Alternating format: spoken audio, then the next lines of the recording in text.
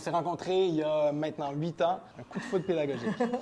Et ce coup de foudre-là nous a mené à mener des projets de plus en plus ambitieux. Ça nous a carrément mené à l'ultime projet pour un enseignant qui est de créer, de fonder une école, de cofonder une école. Ce qui différencie Educarré d'une école plus conventionnelle, c'est les approches pédagogiques. L'élève est plus qu'au centre, il devient acteur, actif dans ses apprentissages. On est vraiment concentré à la responsabilisation des élèves. Et l'objectif, c'est que les élèves, quand ils sortent de l'école, ils sont capables de prendre des décisions, de faire des choix. Ils choisissent un projet qui les anime et ils sont dans la gestion, planification, chercher des collaborateurs pour mener à bien leurs objectifs dans leur projet personnel.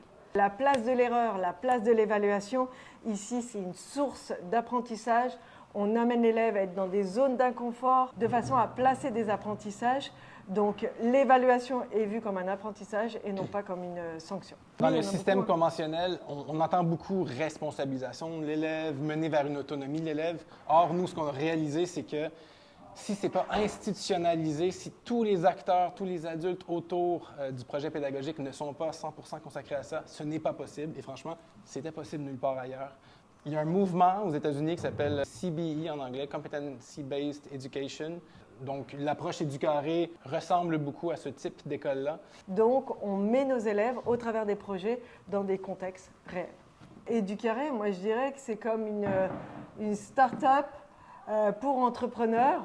Dans le sens où l'élève, il est actif, il gère des projets, il se donne des objectifs, ça a du sens ce qu'il fait, il collabore avec ses enseignants, il collabore avec les autres.